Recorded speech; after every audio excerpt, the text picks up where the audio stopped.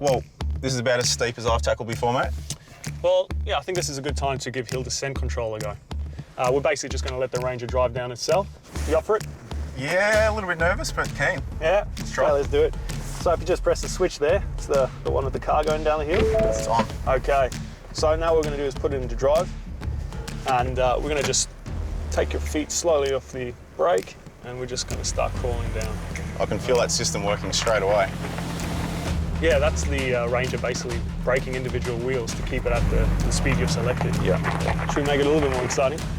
If you use the cruise control buttons, we can increase the speed a bit. You can actually select what speed you want the car to come down at. You can also obviously reduce it with the foot brake. Just keep away from these rocks if I can get over to the... Now you're doing well. This isn't an easy drive. We are home, mate. We're back to earth.